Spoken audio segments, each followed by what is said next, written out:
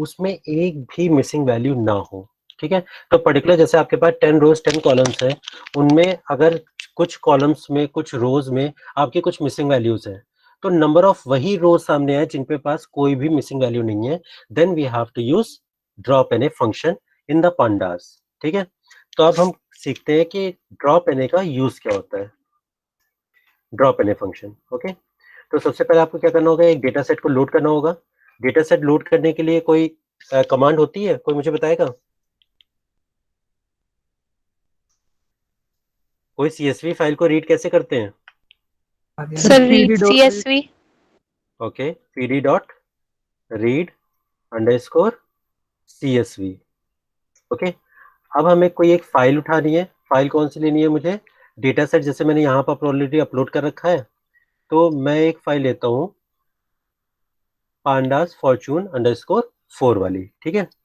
तो अब क्या करना है, ब्रेसेस ओपन करने हैं, इन्वर्टेड कॉमा ओपन करना है, dot slash using for the path, ठीक है, pandas underscore Fortune underscore Fortune underscore 4 dot, अब फाइल फॉर्मेट आपको देना है CSV, ठीक। अब आप रन करा दो, ये आपकी फाइल आ गई, ठीक। सॉरी, ये अब हम क्या करते हैं, इसको एक वेरिएबल में डाल देते हैं और वेरिएबल को कॉल करा लेते हैं,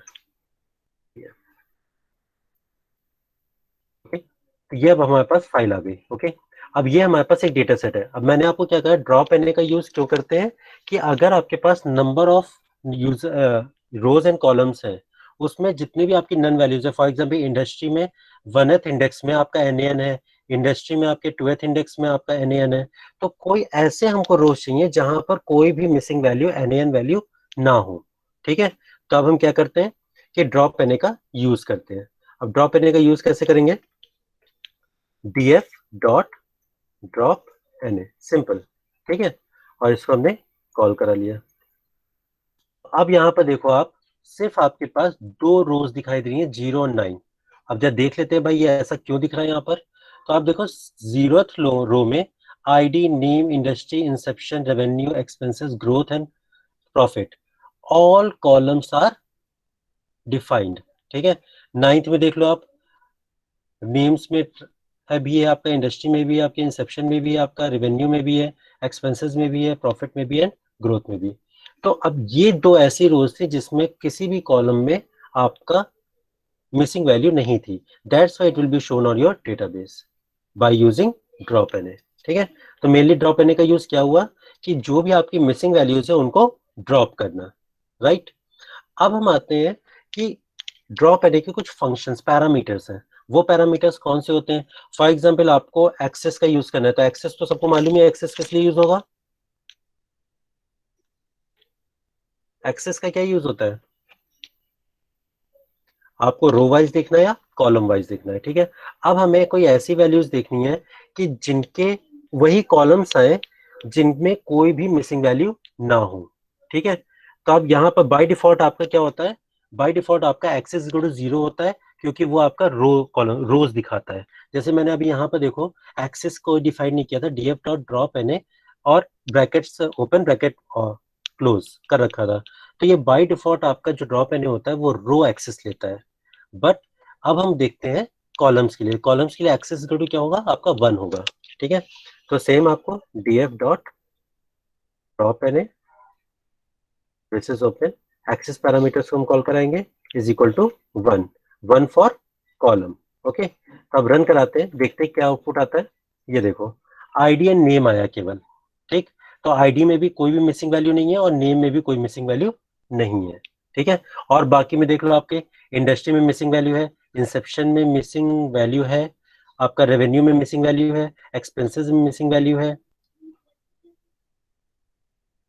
रेवेन्यू में भी है, एक्सपेंसेस में भी है, प्रॉफिट में भी है, ग्रोथ में भी है। तो सभी में आपकी मिसिंग वैल्यूज हैं, जिसकी वजह से आपका कोई और कॉलम्स नहीं आया, drop and axis go to 1 में आपके सिर्फ आईडी एंड नेम आया था, राइट। इतना क्लियर हुआ। अब इसके बाद हम आते हैं पैरामीटर हाउ, ठीक है। हाउ पैरामीटर का काम क्या होता है, अगर मान लो कि किसी भी रो में या कॉलम में मिसिंग वैल्यू होती है, उसको आप ड्रॉप करते हो, डिफॉल्ट है आपका, ड्रॉप एनए का काम ही होता है, ठीक है। लेकिन अगर आपको ये चाहिए कि सारी वैल्यूज अगर आपकी एनएन है तो वो सभी को ड्रॉप कर देगा, राइट। तो इसी तरह आपका जैसे हाउ एनी का मतलब क्या है कि आपकी वो सारी वैल्यूज आए जो आपकी एक भी रोज कॉलम में आपका एनएन वैल्यू ना हो, ठीक है। अब आप ये कहोगे कि सर ड्रॉप एनए का भी वही यूज करते हैं जिसमें हाउ एनी का यूज होता है, तो सेम आपका यूज है। हाउ पैरामीटर में आप एनी मेथड को कॉल करोगे तो आपके में क्या होगा कि वो सारी वैल्यूज आ जाएंगी जहां पर कोई भी मिसिंग वैल्यू नहीं है, ठीक है। तो आप कैसे यूज करते हैं देख लेते हैं, हैश हाउ पैरामीटर। तो सिंपल आप यहीं पर उठाओ, कॉपी करो और ये पेस्ट कर दो, ठीक है। एक्सेस हटाते हैं और हाउ मेथड का यूज करते हैं, how is equal to any, okay. अब एनी को कॉल करेंगे, देखना आउटपुट क्या आता है आपका। आउटपुट देखो वही वाला आ रहा है जैसे हमने पहले नहीं कहा था, ड्रॉप एनी का यूज किया था। सिंपल आपके वही कॉलम्स आ रहे हैं, वही रोज आ रही हैं जिसमें कोई भी मिसिंग वैल्यू नहीं है, ठीक है। अब सेम थिंग आपको ये भी एक्सेस का यूज करके भी इसके साथ देख सकते हो। अगर हाउ के साथ एक्सेस का यूज करते हैं तो एक्सेस इज इक्वल टू 1। आप कहोगे सर जीरो क्यों नहीं लिया, तो जीरो आपका बाय डिफॉल्ट है, ठीक है। देख लो यहाँ पर साफ साफ लिखा हुआ है एक्सेस जीरो इज और इंडेक्स 1 फॉर कॉलम, ठीक है। Default is equal to zero, तो एक्सेस आपका जीरो होता है रो को दिखाता है, 1 आपका दिखाएगा कॉलम को, और आपका डिफॉल्ट होता है आपका जीरो, ठीक है। तो एक्सेस इज इक्वल टू 1 लिखा, how is equal to any लिखा। तो अब आउटपुट क्या आना चाहिए, कोई बताएगा मुझे।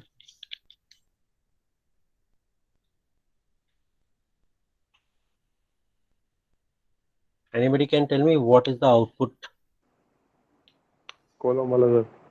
हाँ, कॉलम वही आएगा जैसे ये वाला कॉलम हमारा वाइज। आउटपुट है ना, ये कॉलम वाइज आपका आउटपुट आ जाएगा, ठीक। तो देख लेते हैं, ये देखो सेम वही आ गया, आईडी एंड नेम का कॉलम, ठीक। अब एक फंक्शन आता है आपका हाउ में ही पैरामीटर होता है ऑल, ठीक है।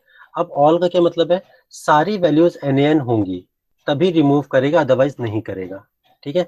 अगर किसी भी कॉलम की या रो की सारी वैल्यूज आपकी एन है तभी वो उस कॉलम को या रो को रिमूव करेगा, अदरवाइज नहीं करेगा, ठीक है। ये जो पैरामीटर आपका हैश हाउ पैरामीटर ऑल, ठीक। अब ये जो ऑल पैरामीटर होगा वो सॉरी पांडास में जो फंक्शन है आपका, सॉरी पैरामीटर है ड्रॉप एन ए का, वो आपका हाउ है, और हाउ में वो ऑल एक डिफॉल्ट वैल्यू है, ठीक है। तब ऑल वैल्यू अगर आप यूज करते हो तो क्या यूज होगा, अगर किसी भी रो कॉलम की सारी वैल्यूज आपकी एन है तभी वो ड्रॉप करेगा, अदरवाइज नहीं करेगा। तो देख लेते हैं, अगर हमारे डेटा सेट पहले देखो आप, डेटा सेट में किसी में भी कोई सारी वैल्यूज आपके एन है।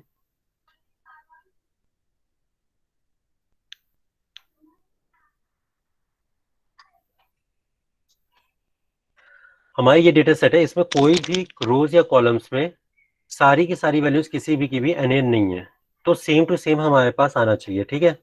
अब जब देखते हैं कि ऐसा कुछ है, df dot drop N how is equal to all use करते हैं। ये देखो 0 to 9 और ID name industry inception revenue, सारी की सारी वैल्यूज वही है। क्यों आई सारी की सारी वैल्यूज वही, क्योंकि ऑल का काम क्या होता है कि अगर कोई भी रो की सारी वैल्यूज या कॉलम की सारी वैल्यूज आपकी एन होंगी तभी वो ड्रॉप करेगा, अदरवाइज नहीं करेगा, ठीक है। तो ये आपका ऑल का काम हो गया। अब सेम थिंग आप इसके साथ एक्सेस के साथ भी यूज कर सकते हो। अब एक्सेस के साथ कैसे यूज कर सकते हो, आप सिंपल एक्सेस गो टू 1 लगा दोगे यहाँ पर,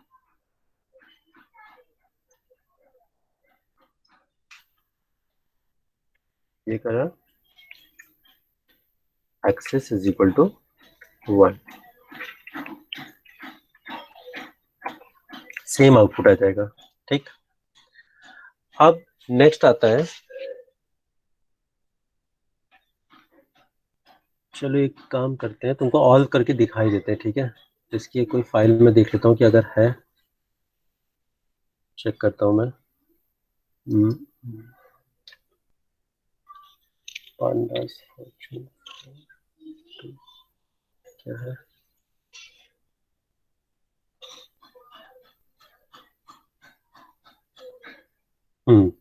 चलो एक फाइल में अपलोड कर रहा हूँ इसमें, पांडास फॉर्चून 4.2, ठीक है, ये वाली जो फाइल है, इस वाली फाइल को रीड करते हैं, तब देखते हैं कि आपका ये काम करता है कि नहीं, right.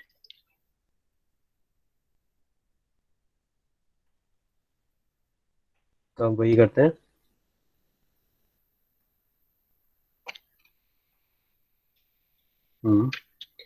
pf is equal to pd dot, sorry, pd dot read underscore csv dot slash pandas underscore fortune का, हाँ, फॉर्चून दिस वन।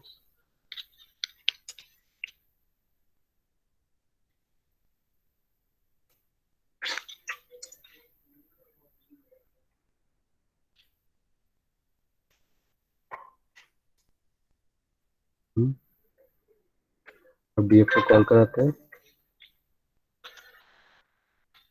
यहाँ देखो आप, कुछ दिख रहा है आपको इस वाले डेटाबेस में, डेटा सेट में आपका क्या है कि एट्थ जो आपकी रो है, वो सारे के सारे एट्थ रो आपकी एन वैल्यू है, और यहाँ पर फिफ्थ रो जो है वो भी आपकी एन वैल्यू है। तो मैंने आपको क्या बताया था कि अगर हाउ में ऑल का यूज करते हो तो वो कौन सी रो और कॉलम जाएंगी जहां की सारी वैल्यूज एन होगी, या मिसिंग वैल्यू होगी, या नल वैल्यू होगी, ठीक है। तो अब ऑल को यूज करके देखते हैं, चलो पहले तो इसको यूज करते हैं, फिर एक्सेस को देखेंगे, ये ठीक है। अब how is equal to all, तो अब इसमें क्या होगा, इसमें वही रो जाएगी जिसमें सारी की सारी वैल्यूज आपकी एन है। देख लेते हैं, ये देखो, मैंने क्या कहा था आपसे कि ड्रॉप एनए में एक्सेस आपका डिफॉल्ट रो होता है, तो यहां पर देखो आपने एक्सेस डिफाइन नहीं किया है, लेकिन डिफॉल्ट वैल्यू आपकी रो ही चल रही है, और यहाँ 6 7 8 डेटा सेट में देख लो आप, एट्थ जो आपका इंडेक्स थी वो आपकी सारी एन थी, जब आपने how is equal to all use किया तो एट्थ आपकी ड्रॉप हो गई, राइट। अब सेम थिंग अब आपको कॉलम्स में भी करना है, तो कॉलम के लिए आप क्या करोगे, एक्सेस इक्वल टू 1 कर दोगे तो कॉलम के लिए यूज हो जाएगा। तो कॉलम में क्या होगा, फिफ्थ कॉलम आपका जो है ये गायब हो जाएगा, this one, okay, now you can see आपका जो फिफ्थ कॉलम था वो आपका गायब हो गया। किसके इसके बीच में फिफ्थ कॉलम था आपका, रेवेन्यू एंड एक्सपेंसेस के बीच में ये फिफ्थ कॉलम है, वो आपका ड्रॉप हो चुका है, ठीक। तो इस टाइप से हम how is equal to all का यूज करते हैं, क्लियर हुआ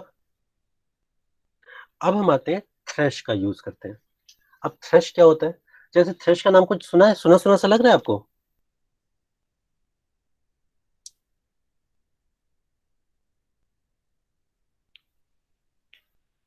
थ्रेश किसी ने सुना नहीं है भाई, थ्रेश का मतलब सीधा सीधा है आपका थ्रेश होल्ड, ठीक है। आप थ्रेश होल्ड में क्या होता है कि अगर इस वैल्यू, कोई भी आपने थ्रेशोल्ड वैल्यू दे दी है, अगर आपको कोई भी कंडीशन फुलफिल करानी है तो वो थ्रेशोल्ड के अगर ऊपर कोई वैल्यू होगी तभी वो कंडीशन फुलफिल होगी, अदरवाइज नहीं होगी। तो सेम थोड़ा सा कंसेप्ट यहीं पर लिया गया है कि थ्रेश का काम क्या होता है, थ्रेश में क्या होता है कि अगर आपको नंबर ऑफ एन वैल्यूज ही हटानी है, ठीक है, तब आप क्या करोगे कि थ्रेश का यूज करोगे कि इतनी ही एन वैल्यूज हटे, बाकी सारी वैसी की वैसी रहे, ठीक है। तो जरा देखते हैं, df dot drop N thresh, और थ्रेश की कोई वैल्यू डाल दो, अगर हमने डाल दिया थ्रेश की वैल्यू 6 मान लेते हैं, ठीक है, तो देखते हैं क्या होता है। यहां देखो अब क्या हो रहा है, यहाँ पर थ्रेश की वैल्यू अगर आपने हटा दी 6, ठीक, तो सबसे पहले तो क्या आपका ये वाली तो एन वैल्यू तो हटी गई, ठीक है। और क्या है कि आपकी जितनी भी कम से कम एक नट वैल्यू आपकी वैल्यू चाहिए, तो वही वाली वैल्यू आपकी रहेगी बस, ठीक। तो ये थ्रेश का यूज हो गया। अब ये कर लेते हैं पहले, जो फिर दिखाते हैं, ठीक, अभी देखो क्या हो रहा है कि यहाँ पर जब देखो सब लोग डेटा सेट में, हमारा डेटा सेट ये था, ठीक है। अब इस डेटा सेट में जिस रो या कॉलम में, सॉरी यहाँ पर तो हम रोज की बात ही कर रहे हैं, क्योंकि यहाँ पर आपने एक्सेस यहाँ पर कुछ डिफाइंड नहीं किया, तो बाय डिफॉल्ट आपका रो ही रहेगा। हर रो में जब चेक करो कि मिनिमम आपके 6 NaN होने चाहिए। अगर 6 के ऊपर है तभी वो चीज कंडीशन फुलफिल होगी, वही रो आपकी ड्रॉप होगी, अदरवाइज को दूसरी नहीं होगी। ठीक है, तो यहाँ देखो एर्थ का था बस, जो आपकी एर्थ इंडेक्स है वही आपकी गायब हुई है, 1 2 3 4 5 6, 6 के ऊपर है, इसीलिए एर्थ इंडेक्स आपकी गायब हो गई। क्लियर। अब अगर मान लेते हैं फॉर एग्जाम्पल अगर मैं 2 रखूं, थ्रेश इज इक्वल टू 2, तो देख लो क्या होता है।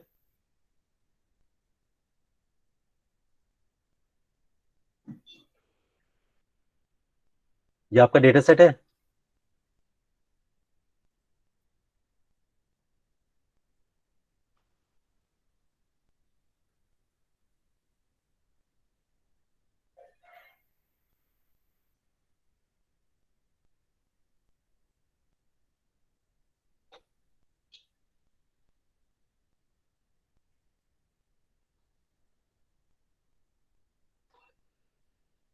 इस तरीके से हम थ्रेश की वैल्यू को यूज करते हैं।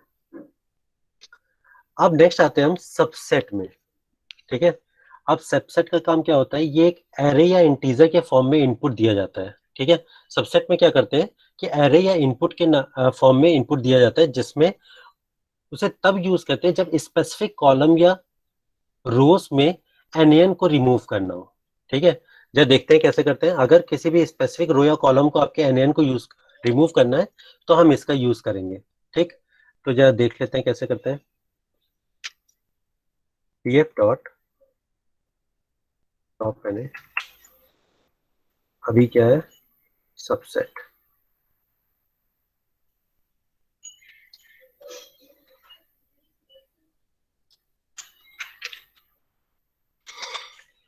Subset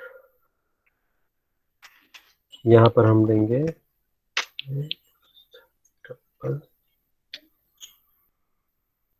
ID for example. ठीक है, अब यहाँ देख लो इस वाले में नेम आपके आईडी में कितने, कौन सा नंबर ऑफ नेम वैल्यू है आपकी एर्थ वाली।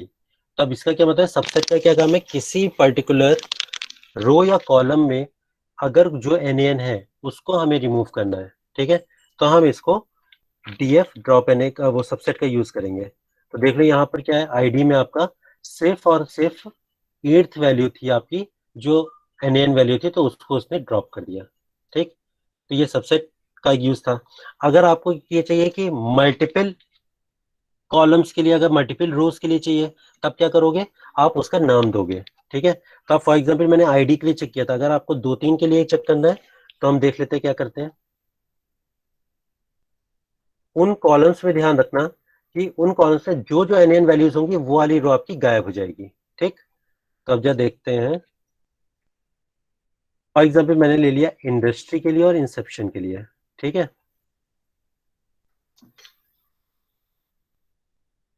इंडस्ट्री ले लिया और मान लेते हैं रेवेन्यू के लिए ले लेते हैं। ठीक है, तो कॉमा रेवेन्यू ले लेते हैं।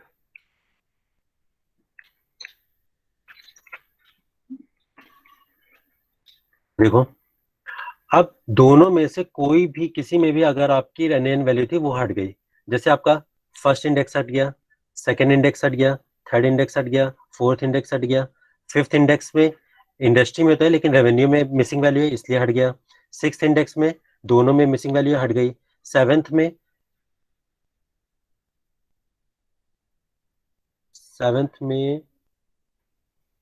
हेल्थ है यहाँ पर और रेवेन्यू में भी वैल्यू है तो ये नहीं हटी। फिर नाइन्थ में नो वैल्यू है बट रेवेन्यू में मिसिंग वैल्यू हट गई, तो टेंथ की। तो यहाँ पर आपके 0 7 10 का यूज हुआ। सबसेट का मेनली यूज क्या है आपका, कि अगर आपको मल्टीपल कॉलम्स में अगर आपको मिसिंग वैल्यूज वाले कॉलम्स हटाने हैं तो आपको ये सबसेट का यूज करते हैं। ठीक है, अब हम आते हैं नए फंक्शन में, ड्रॉप यानी के। ठीक, अब आते हैं इन प्लेस में। इन प्लेस कोई बता सकता है क्या होता है? अभी तक हम क्या कर रहे थे, जब भी हम डेटा सेट में कोई भी ऑपरेशन यूज करते तो हमारे पास नया डेटा सेट बनता था, राइट? बट इन प्लेस का क्या होता है कि अब जैसे फॉर एग्जांपल यहां पर देखो, मैंने डीएफ डॉट एक डेटा फ्रेम में हमने ये चेंजेस किए तो हमारे पास नया डेटाबेस डेटा सेट ये बना है। लेकिन अगर हम डीएफ को कॉल करेंगे तो हमारे पास क्या आएगा? पुराना डेटा सेट जो हमें फाइल से उठाया था, राइट? इस बात का जरूर ध्यान देना। अभी हम जितने भी फंक्शंस यूज करते हैं डेटा फ्रेम में, उससे हमारा एक नया डेटा फ्रेम बनता है, राइट? बट आपका old data frame as it is रहता है। बट इन प्लेस फंक्शन का यूज करने के बाद in place in place function का यूज करने के बाद क्या होता है कि आपका नया डेटा फ्रेम नहीं बनता, आपके पुराने डेटा फ्रेम में ही अपडेशन हो जाता है। ठीक है, अब एक काम करते हैं कि इन प्लेस फंक्शन का यूज करने के पहले पहले मैं ये इसको रन कराता हूं, ठीक है?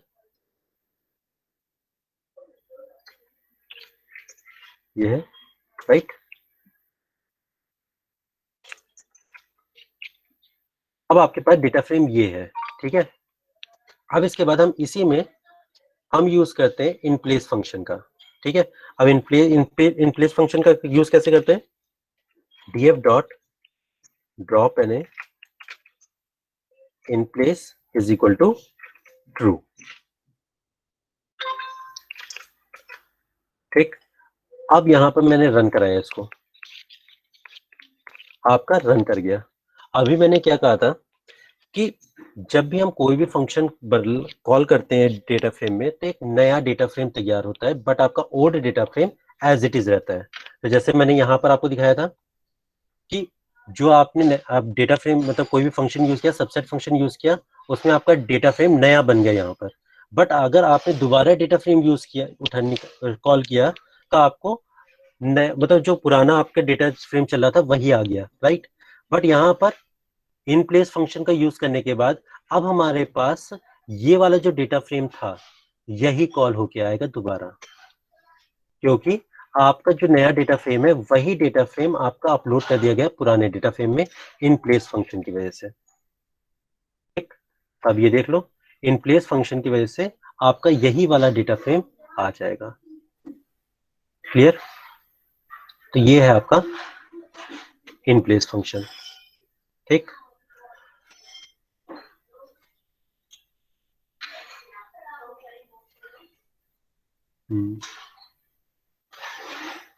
ठीक, अब हम आते हैं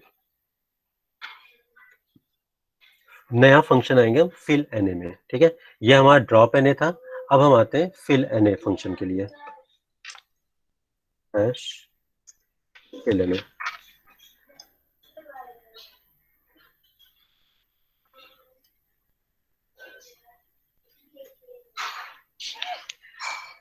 अब फिल एनए फंक्शन का यूज क्यों करते हैं?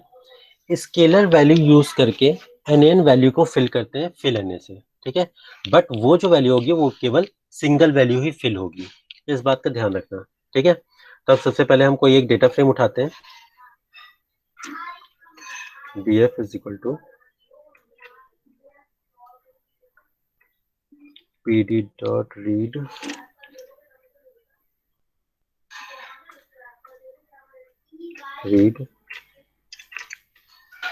अंडरस्कोर csv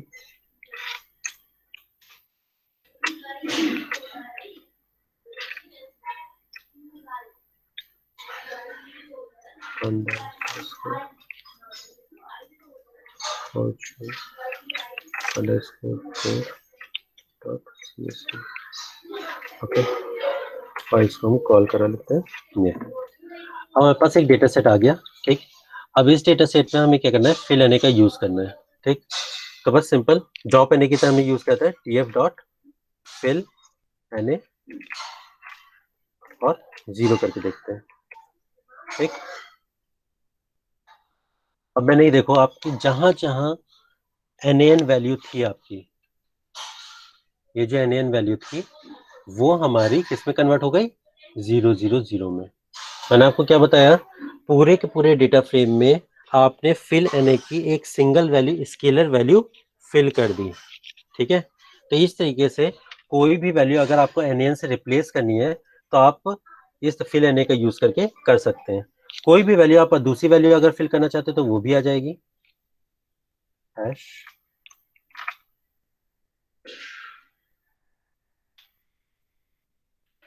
अगर मैंने कहा कि मुझे 2 रखना है, ठीक है, तो देख लो आप, आपके हर एक एन वैल्यू की जगह 2 आ गया, ठीक। अब आपको क्या करना है कि आप कहते हो कि सर मुझे क्या है कि किसी में वैल्यू कुछ चाहिए और किसी में वैल्यू कुछ चाहिए, फॉर एग्जांपल, ठीक है। तो अब आप क्या करोगे, किसी कॉलम में आपको वैल्यू मतलब ये जो स्केलर वैल्यू है वो आपको चेंजेस करनी है। अभी मैंने क्या कहा था आपसे, पूरे के पूरे डेटा फ्रेम में एक सिंगल वैल्यू आएगी, बट आप क्या चाहते हो कि मेरे डिफरेंट डिफरेंट कॉलम्स में जो एन वैल्यू उसमें डिफरेंट डिफरेंट वैल्यू है, बट एक कॉलम में सेम वैल्यू ही रहेगी, ठीक है। तो अब उसके लिए हम क्या करते हैं, सिंपल है, df डॉट फिल एन का ही यूज करेंगे। अब हमें क्या बनाए, डिक्शनरी बनानी पड़ेगी, ठीक है। उसमें क्या किया, अब आपने जैसे इंडस्ट्री है सबसे पहले लिया, इंडस्ट्री, और इंडस्ट्री में फॉर एग्जांपल अगर हमको लेना है एनओएन, ठीक है, या हम करते हैं एनए, ठीक। उसके बाद रेवेन्यू लेते हैं, रेवेन्यू में मिसिंग वैल्यूज है, ठीक। रेवेन्यू लिया, उसके साथ मैंने कर दिया 0 0, फॉर एग्जांपल हमने दो दो कॉलम्स की बात की, ठीक है। अब जरा देखते हैं क्या होता है। अब यहाँ पर देख लो, इंडस्ट्री के कॉलम्स में आपके एन ए आ रहे हैं और आपका रेवेन्यू के कॉलम में 0 0 0 आ रहा है, ठीक है। इस तरीके से आप डिफरेंट कॉलम्स में डिफरेंट स्केलर वैल्यूज फिल कर सकते हो फिल एन की हेल्प से, ठीक। अब आते हैं फिल एन में मेथड्स, ठीक है। अब कुछ मेथड्स होते हैं एफ फिल और बैकवर्ड फिल और पैड, ये 3 मेथड्स होते हैं आपके फिल एन के। अब इनका काम क्या होता है, क्या फॉर एग्जांपल जैसे यहाँ पर देखो आप कि इंडस्ट्री है, ठीक है, इंडस्ट्री में आपकी यहाँ पर मिसिंग वैल्यूज हैं। तो अगर आप एफ फिल का यूज करते हो तो एफ फिल का यूज करने का मतलब क्या है, फॉरवर्ड फिल, जो ऊपर की वैल्यू होगी आईटी सर्विसेज वो यहाँ नीचे आ जाएंगी सारे के सारे एनए में, ठीक है। बी फिल का मतलब क्या है, बैकवर्ड फिल, बैकवर्ड फिल का क्या मतलब है कि हेल्थ वाली जो वैल्यू है वो ऊपर सभी की सभी मिसिंग वैल्यूज में आ जाएगी, ठीक है। तो इस टाइप से हम एफ फिल का यूज करते हैं। तो अब जब देख लेते हैं कि ये मेथड्स का काम कैसे करेगा, ठीक है। तो df dot fill N A method is equal to F fill, ठीक है, ये आपने मेथड कॉल करा लिया।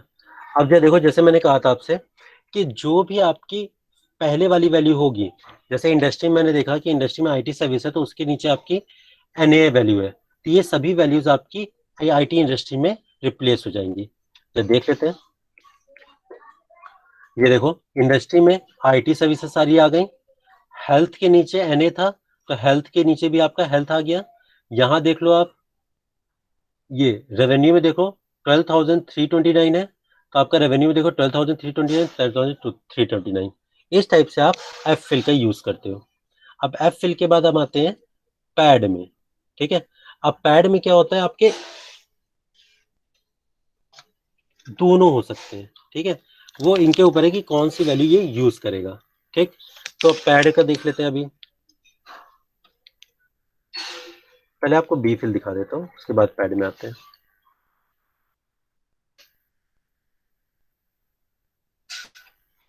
Control C, control B, B fill,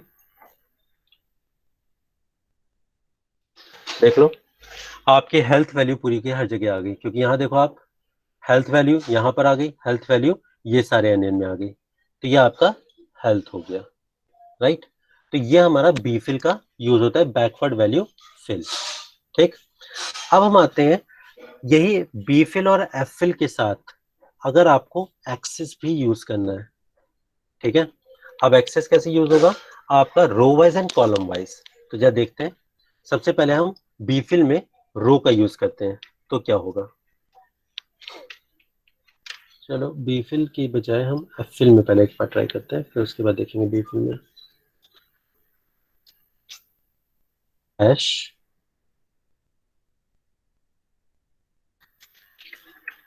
access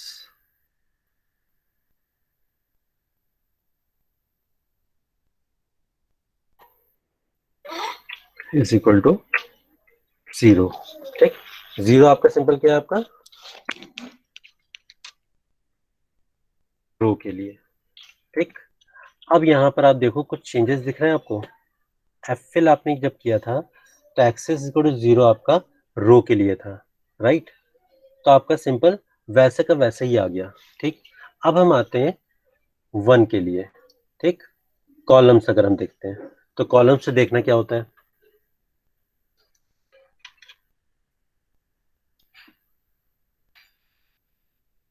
hash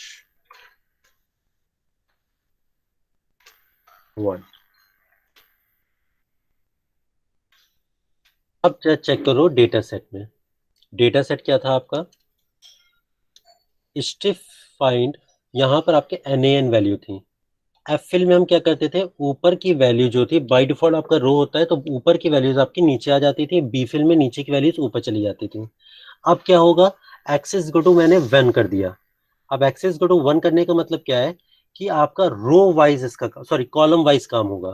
तो अगर हम इंडस्ट्री में एन वैल्यू है तो नेम की जो यहां पर वैल्यू होगी वो यहां पर रिप्लेस हो जाएगी, राइट।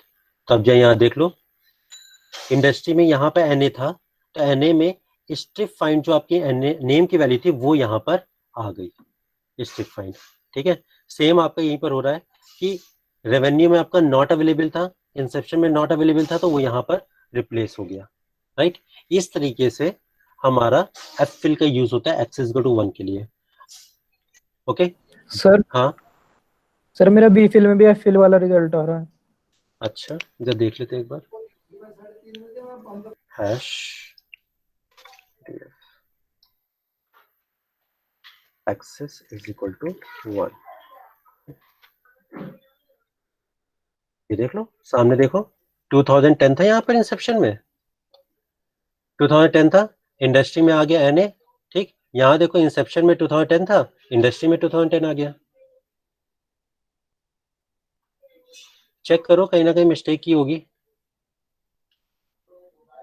ओके सर देख रहा हूँ। ओके देख लो, ठीक। तो बी फिल और एफ फिल दोनों को समझ में आ गया। अब हम आते हैं कि आप लिमिट का यूज करते हो, ठीक है। अब लिमिट का यूज करने का क्या मतलब है कि आप कितनी बार उस मतलब उस स्केलर वैल्यू का फिल कराना चाहते हो, ठीक है। कितनी बार, हर एक कॉलम के लिए होगा कि हर एक कॉलम में कितनी बार वो वैल्यू फिल होगी, ठीक। तो अब जरा देखते हैं कि लिमिट का यूज कैसे करते हैं। Limit df dot fill N, मान लेते हैं मैं 0 ही लिखवा रहा हूं, ठीक है, comma limit is equal to 1, okay. Check करते हैं। अब यहां देखो इंडस्ट्री में क्या था, 0 था, ठीक है, और बाकी एन वैल्यू एन रही और एक बार 0 आ गया, ठीक। यहां पर भी देख लो, रेवेन्यू में एक बार 0 है, बाकी एन रहा। इसमें इंसेप्शन में भी एक बार 0 आया, बाकी एन रहे। यहाँ पे एक्सपेंसेस में भी एक बार 0 आया, बाकी एन। एक बार और चेक कर लेता हूँ दूसरा कुछ। यहाँ देख लो, इंडस्ट्री में 2 बार 0 आ गया, बाकी एन रहे। तो इस टाइप से आप how many number of times you want to fill scalar value in particular columns, ठीक। तो उसके लिए हम लिमिट का यूज करते हैं। क्लियर, लिमिट कंप्लीट हुआ। फिर उसके बाद हम आते हैं, आप फिल एन, आप जैसे आप कोई भी वैल्यू आपको, कि आप आईटी इंडस्ट्री थी, अब इसके साथ लिमिट के साथ आप फिल एन का भी यूज कर सकते हो या बी फिल का भी यूज कर सकते हो। तो कैसे करेंगे ये काम, कॉपी किया, ये किया, अब मेथड को कॉल करा दिया यहाँ पर, is equal to F fill, okay, अब एफ फिल का यूज किया तो यहाँ पर क्या होगा, लिमिट इज इक्वल टू, तो आईटी सर्विस हमारी 2 बार प्रिंट हो जाएगी, बाकी जगह एनएन ही रहेगा। ठीक, देखो आईटी सर्विस आपकी 2 बार आ गई और बाकी जगह एनएन ही रहा। ठीक, तो इस टाइप से हम यूज कर सकते हैं। अब ये वाला जो डेटा, भाई अब यहाँ पे फिल एनए में भी आपका इन प्लेस फंक्शन यूज करोगे, इन प्लेस फंक्शन में आपका क्या होगा, वही वाली सेम वैल्यू आ जाएगी। ठीक, तो जरा एक काम करते हैं, मैं क्या करता हूँ, इसको कॉल करता हूँ, ये हटा देना, इसको करता हूँ एक नया बना देता हूँ, ये 0, इसको हटा दिया। मेरे पास ये वाला डेटा सेट है, ठीक है। अब इसमें मैं इस डेटा फ्रेम में मैं आपको यूज करता हूँ इनप्लेस फंक्शन का, और इनप्लेस फंक्शन का चेक करके देखते हैं कि भाई क्या होता है। ठीक, इनप्लेस फंक्शन मैंने आपको क्या बताया था, नया डेटा सेट तैयार होने के बजाय आपका पुराने डेटा सेट में ये डेटा सेट अपडेट कर दिया जाएगा। ठीक, तो जरा देखते हैं, df dot fill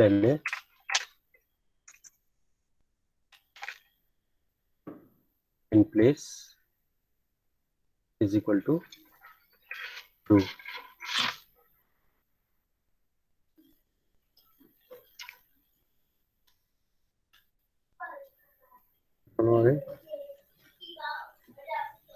df dot fill in place is equal to, okay, fill NA के साथ आपको मेथड देना जरूरी है। ठीक है, तो मेथड मैंने दिया is equal to F fill comma. ठीक, कोई भी मेथड आप जैसे एफ फिल भी दे सकते हो, पैड भी दे सकते हो, बी फिल भी दे सकते हो। ठीक है, अब हम कराते हैं रन। ठीक, रन हो गया। अब देखो डीएफ को कॉल करा के देखते हैं क्या आता है आपका आउटपुट। ये देखो, आपने एफ फिल कराया था तो आईटी सर्विस आपका आया, तो ये आईटी सर्विस वाला ही आपका आउटपुट हो गया। अब जबकि आपका डीएफ जो पहले था वो यहाँ पे एनएन वैल्यूज थी, लेकिन एनएन वैल्यूज आपके अपडेट हो गई एफ फिल मेथड से, जहां पर आपका आईटी सर्विस, अब जब भी आप डीएफ आप कॉल कराओगे तो ये आईटी सर्विस ही आएगा आपका हमेशा, चाहे देखते रहो आप, हर बार आईटी सर्विस वाला ही आएगा। वो वाला पुराना जो डीएफ आपका यहाँ पर एनएन वैल्यूज आती थी, वो एनएन वैल्यूज अब नहीं आएंगी। ये जैसे एनए आ रहा था, इसके पहले आपकी एनएन वैल्यूज थी, तो एनएन वैल्यूज अब ना आके यहाँ पर आपकी ये आईटी सर्विस वैल्यू ही आएगी। ठीक है, क्लियर है, कोई प्रॉब्लम तो नहीं है किसी को?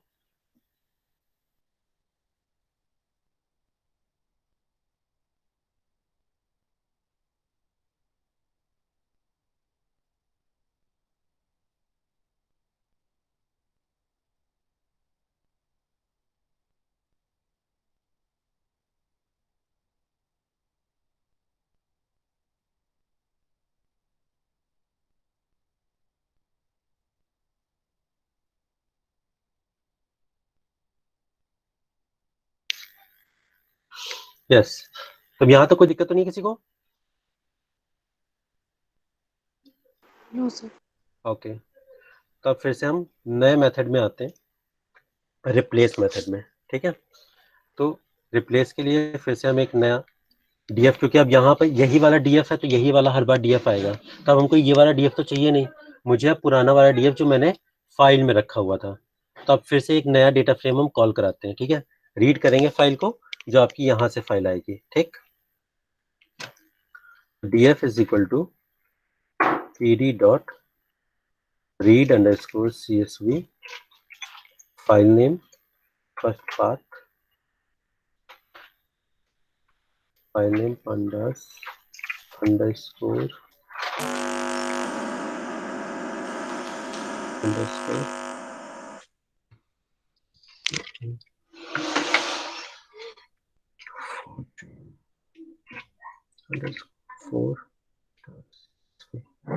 ओके, अब इनको कॉल भी करा लेते हैं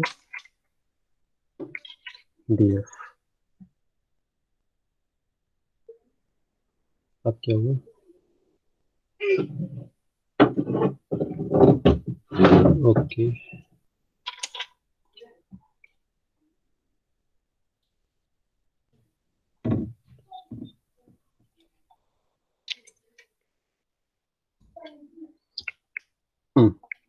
आपका डेटा सेट आ गया।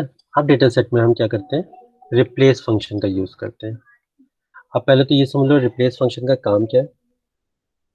टू रिप्लेस फंक्शन का काम क्या है, इसको यूज हम किसी भी ऑलरेडी एग्जिस्टिंग वैल्यू को किसी और वैल्यू से रिप्लेस करने के लिए करते हैं। ठीक है, टू रिप्लेस के साथ वैल्यू को भी यूज करना जरूरी है। ठीक है, तो अब जरा देखते हैं डीएफ वैल्यूज को कैसे यूज करेंगे। रिप्लेस, अरे मिक्स हो गई है देखो। एक टू रिप्लेस अंडरस्कोर रिप्लेस। अब फॉर एग्जांपल आपको कोई भी वैल्यू यूज करनी है। ठीक है, अब वो वाली वैल्यू आपको बतानी है कि किस वैल्यू में आप कौन सी वैल्यू रिप्लेस करना है। तो टू रिप्लेस में वो वैल्यू करोगे जो आपको यूज करनी है। ठीक है, तो जैसे मैंने किया हेल्थ। ठीक है, और ये वैल्यू रिप्लेस करूंगा मैं किसके साथ, value is equal to finance के साथ। ठीक है, फिनेंस। ओके, तो अब जो जहां जहां आपकी हेल्थ वैल्यू थी वो आपकी रिप्लेस में कन्वर्ट, वो सॉरी फिनेंस में कन्वर्ट हो जाएगी। ठीक, या देखते हैं। अब देखो हमारे पास हेल्थ यहां पर था, हेल्थ और हेल्थ इंडस्ट्री में था। ठीक है, तो अब इंडस्ट्री में देखो हेल्थ की जगह क्या हो गया, फिनेंस हो गया। तो टू रिप्लेस की मदद से हम क्या कर सकते हैं कि जो भी वैल्यूज हैं उनको हम किसी और वैल्यू से रिप्लेस कर सकते हैं। ठीक है, अब यहाँ पर देखो, यहाँ पर आपने टू रिप्लेस बताया था और वैल्यू बताया था, मेथड ऑफ वैल्यूज को आपने यूज किया था रिप्लेस फंक्शन के साथ। अब क्या है कि अगर आप टू रिप्लेस और वैल्यू नहीं लिखना चाहते हो, डायरेक्टली आप वैल्यू पर जो आपको करना है वो काम करना चाहते हो, तो भी आप ये रिप्लेस कर सकते हो। जैसे फॉर एग्जांपल रिप्लेस किया, हमें किसको किससे करना है, हेल्थ को फिनेंस से करना है, राइट। तो मैंने क्या किया, हेल्थ लिखा, कॉमा किया, फिनेंस, फाइनेंस लिख दिया। ठीक है, अब आप इंटर कर दो, देखो अभी भी सेम आउटपुट ही आएगा, राइट। तो ये क्या करता है कि अपने आप ही समझ लेता है रिप्लेस फंक्शन की पहला जो पहली चीज है वो क्या है आपका, टू रिप्लेस फंक्शन का यूज कर रहा है, और वैल्यू कौन सी है, सेकेंड वैल्यू है। ठीक, तो इस तरीके से भी आप रिप्लेस फंक्शन को यूज कर सकते हो। अब आप जैसा अभी कह रहे हो कि सर आप तो मुझे सिर्फ स्ट्रिंग स्ट्रिंग की बात बता रहे हो, मुझे इंटीजर भी चेंज करना है तो क्या करूंगा। ठीक है, तो आप क्या करोगे, सेम चीज है, डीएफ डॉट रिप्लेस, हम तो इसी तरह डायरेक्टली लिख देते हैं। फॉर एग्जाम्पल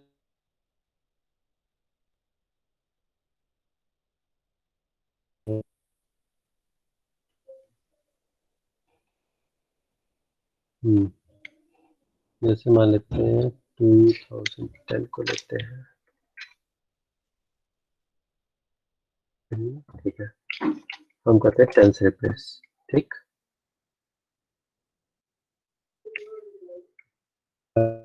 प्रॉब्लम आ रही है, data from object is not able to replace। Okay,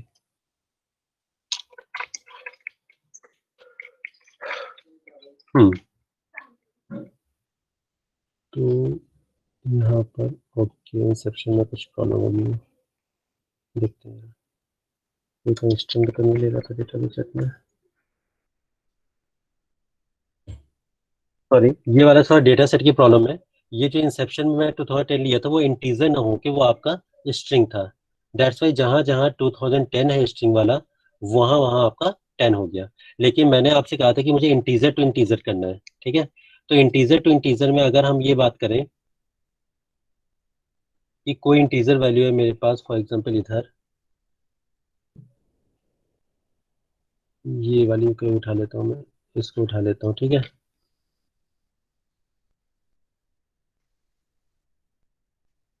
ये ले लेता हूँ। ठीक, अब देखो ये आपकी देखो 10 आपकी वैल्यू होगी इंटीजर में भी। ठीक, तो इस तरीके से आप इंटीजर वैल्यू को भी चेंज कर सकते हो, राइट। अब क्या है कि आपको एक काम करना है कि नंबर ऑफ वैल्यूज को आपको किसी एक स्केलर वैल्यू से चेंज करना है, ठीक है। तो आप क्या करोगे, फॉर एग्जांपल अगर मुझे आईडी की सारी रोज की जो वैल्यूज हैं उनको अगर मुझे किसी एक वैल्यू से चेंज करना है तो मैं क्या करूंगा, सिंपल सी बात है, आपको सभी वैल्यूज को कॉल कराना है एक लिस्ट में, और एक लिस्ट के साथ अब हम कर देंगे उसको एक स्केलर वैल्यू देकर हम उसको रिप्लेस कर देंगे। फॉर एग्जाम्पल अब जैसे यहाँ पर मेरे पास आईडी है, आईडी में 1 to 10 वैल्यूज है सारी, तो एक काम करता हूँ मैं लिस्ट बनाता हूँ, एक लिस्ट 1, 2, 3, 4, 5, 6, 7, 8, 9, 10। ओके, एक लिस्ट में तैयार हो गई। अब इन सारी वैल्यूज को मुझे किससे कन्वर्ट करना है, मान लेते हैं 0 से रिप्लेस करना है, ठीक है। तो जरा देखो क्या होता है, आईडी की में, ये आपको कॉलम से कोई मतलब नहीं है, मैंने जहां जो जो वैल्यूज दी थी वो सारी वैल्यूज आपकी 0 से रिप्लेस हो गई है। ओके, अब इसी तरह आप कोई और, जैसे मैंने आपको ये बोला अभी स्केलर वैल्यू ही मैंने दी है, ठीक है। अब स्केलर वैल्यू की जगह आप कहते हो कि सर मुझे स्केलर वैल्यू ही सिर्फ नहीं, सेम वैल्यू मुझे नहीं चाहिए, मुझे डिफरेंट डिफरेंट वैल्यू चाहिए, ठीक है। हर एक रो कॉलम की एक हर एक डिफरेंट वैल्यू मुझे चाहिए। तब मैं क्या करूंगा कि एक दूसरी लिस्ट बनाऊंगा और दूसरी लिस्ट में हर एक कॉलम के लिए एक नई वैल्यू दे दूंगा, ठीक है। तो फॉर एग्जाम्पल इसको हटाओ, एक लिस्ट बनाई मैंने, और इसको जरा मैं करता हूँ कॉपी, इसको मैं करता हूँ पेस्ट, और यहाँ पर हर एक वैल्यू में मैं चेंज कर देता हूँ।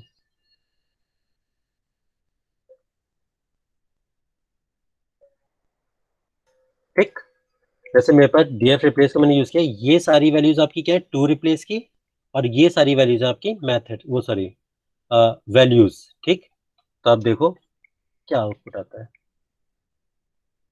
तो आपके पास 1, 2, 3, 4, 5, 6, 7, 8, 9, 10 थे, वो अब आपके नई वैल्यूज से रिप्लेस हो गए, ठीक।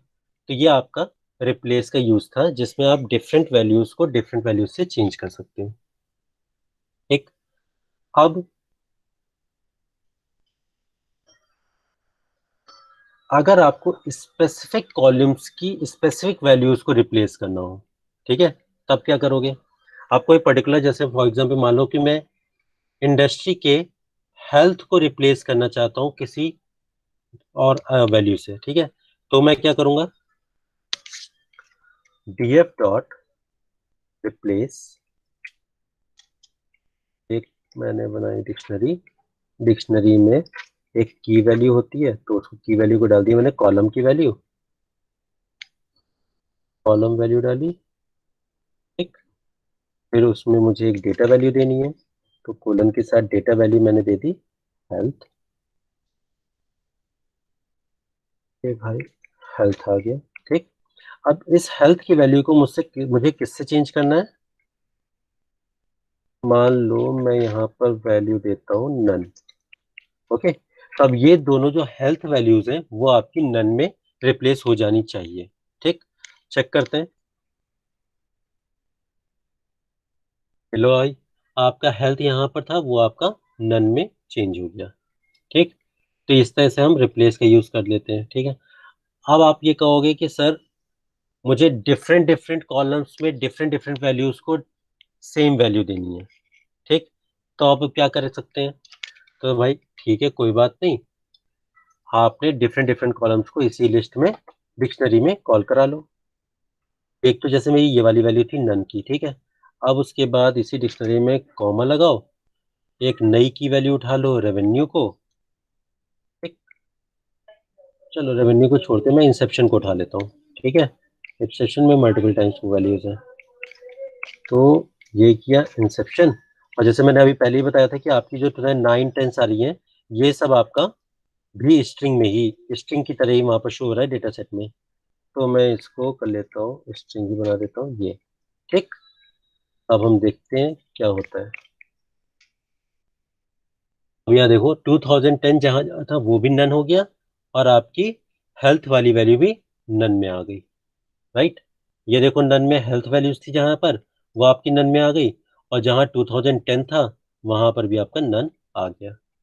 तो डिफरेंट पर्टिकुलर आपने कॉलम सेलेक्ट किए, उसमें आप एक स्केलर वैल्यू रिप्लेस करा सकते हो, राइट।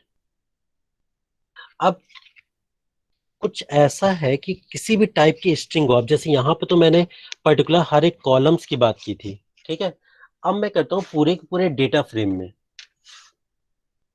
अगर किसी भी टाइप का आपका स्ट्रिंग है, सभी स्ट्रिंग वैल्यूज को इंटीजर में चेंज करना है फॉर एग्जांपल, ठीक है।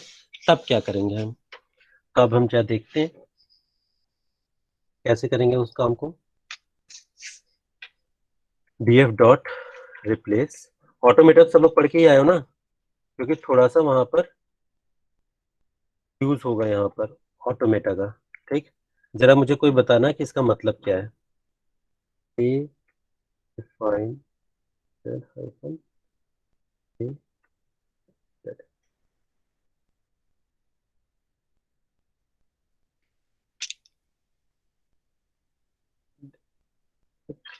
जय इसका मतलब बताओ मुझे, A hyphen capital A hyphen capital Z, small a hyphen small z, कोई बताएगा इसका क्या मतलब है।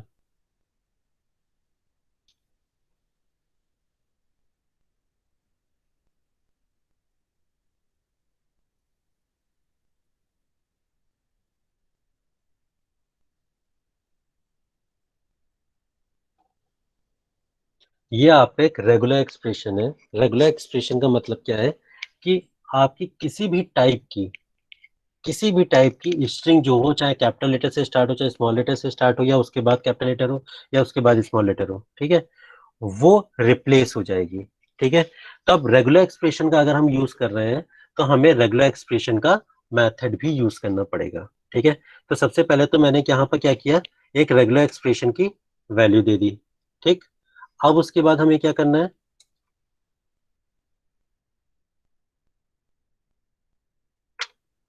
ठीक। अब उसके बाद मुझे वो वैल्यू देनी है जो रेगुलर एक्सप्रेशन की जगह चेंज होगी, ठीक है।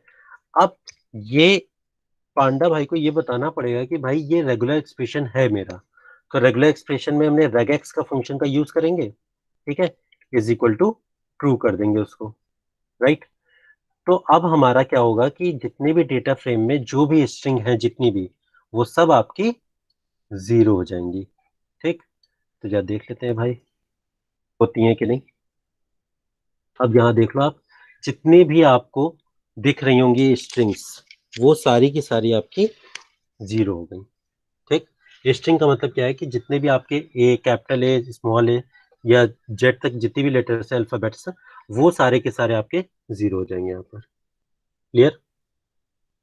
अब मान लो कि सर आप कहते हो कि रेगुलर एक्सप्रेशन ये भी समझ सकते हैं, रेगुलर एक्सप्रेशन में अगर हम कुछ ना लिखे तो देखते क्या होता है। अगर रेगुलर एक्सप्रेशन ने नहीं डाला, ठीक, तब क्या हो रहा है, देख लो।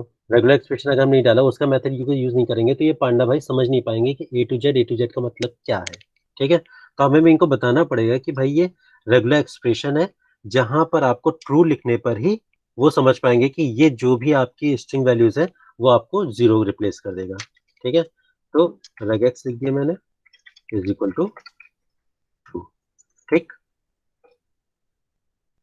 अब आप कहते हो कि सर मुझे पूरे डेटा फ्रेम में ऐसा नहीं करना है, मुझे पर्टिकुलर किसी कॉलम्स की सारी स्ट्रिंग को या जितने भी अल्फाबेट्स हैं उसको मुझे जीरो करना है, ठीक है, किसी पर्टिकुलर कॉलम्स में। तब हम क्या करेंगे, सिंपल है, वही हम डिक्शनरी का यूज करेंगे, उस कॉलम को वहां पर डिफाइन कर देंगे, ठीक है। तो df डॉट रिप्लेस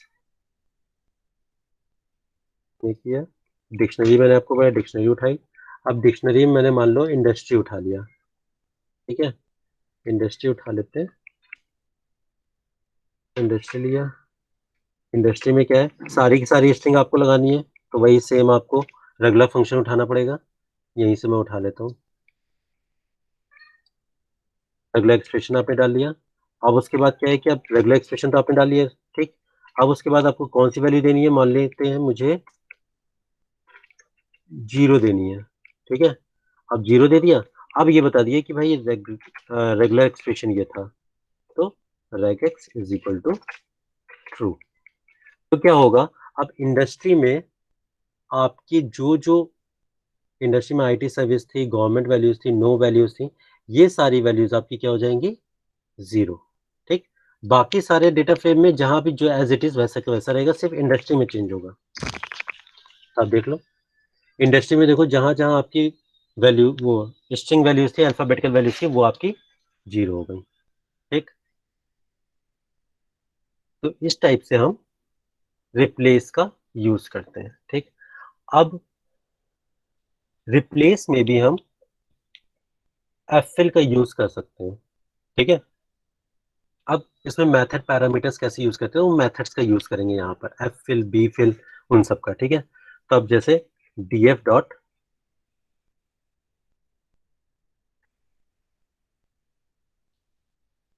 इस क्या हुआ, अब जैसे फॉर एग्जांपल मुझे रिप्लेस करना था हेल्थ को। एक पहले मैं एक काम करता हूँ, तो लेट्स डेटा फ्रेम को कॉल कर लेते, तभी आप फिर समझ पाओगे देख देख कर तुरंत। ठीक, ये डेटा फ्रेम है, अब मुझे यूज करना है हेल्थ में। ठीक, हेल्थ को यूज करना है, मेथड का यूज करेंगे हम फिल का।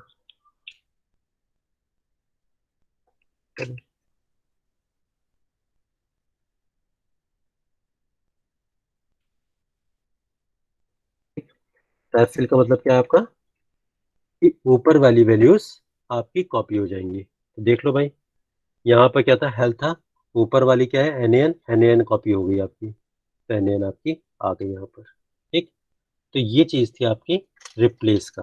तो जहां जहां हेल्थ था वहां पर उसके ऊपर की वैल्यूज आपकी कॉपी हो गई। ठीक है, इसी तरह आप बीफिल यूज करोगे, तो बीफिल का भी यूज करके देख लेते हैं, सेम ही आउटपुट आएगा। बीफिल का अब जरा देखता हूँ मैं यहाँ पर, तो बीफिल के लिए अगर मैं देखता हूँ हेल्थ को, चलो हेल्थ को ही देखते हैं, तो आपका क्या होगा, नो वैल्यू यहाँ पर कॉपी हो जाएगी। बीफिल के लिए नो वैल्यू यहाँ पर आ जानी चाहिए। ठीक है, तो इसको करते हैं कॉपी, यहाँ पर करते हैं पेस्ट, ये लाते हैं बी। ठीक, ये देख लो आप, यहाँ पर जैसे मैंने आपको बताया था कि बी फिल का यूज किस लिए होता है, ये नीचे से ऊपर वाली वैल्यूज को यूज करने के लिए। तो नो फिल है यहाँ पर, तो यहाँ पर नो वैल्यूज आपकी हेल्थ से रिप्लेस हो जाएगी, तो नो वैल्यू आ गई। ठीक, तो इस तरीके से बी फिल का यूज करते हैं। अब साथ साथ अगर आपको लिमिट्स का भी यूज करना है, तो आप लिमिट को भी तय कर, अब लिमिट का क्या है, लिमिट का तय किसके लिए तय की जाती है, कितनी बार रिप्लेस होगा। ठीक है, वो वैल्यू अगर 2-4 बार है, तो वो कितनी बार रिप्लेस होगी उसका यूज होगा। ठीक है, तो अगर मान लो कि मैं यही यूज करता हूँ, इसको लेते हैं,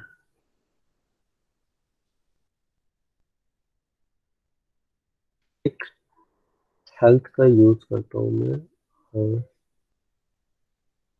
जो कोई ऐसा डेटा सेट है, हेल्थ है जैसे, ये एक बार ही होगा, और बीपी से रहेगा एनुअल।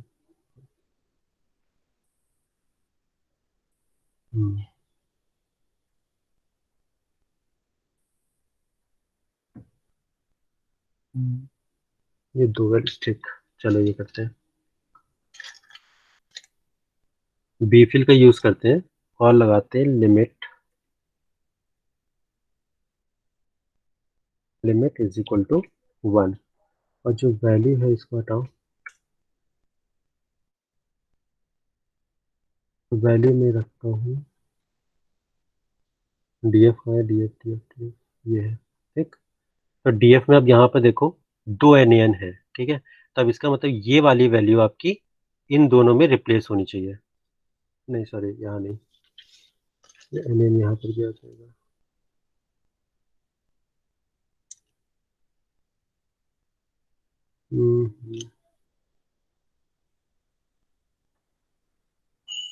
ठीक, 2011, 2011,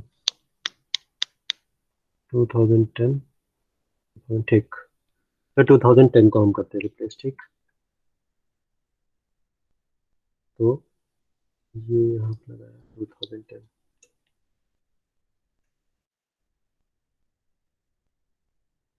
ओके, तो 2010 में वैल्यूज क्या होंगी हमारी, कि इसके बी फिल का सिर्फ एक बार रिप्लेस होगा 2010, दोनों बार नहीं होगा, क्योंकि आपके डेटा फ्रेम में कितना है 1, और ये 2 बार 2010 लिखा हुआ है। ठीक, तो अब जरा देखते हैं, कितनी बार रिप्लेस होता है ये?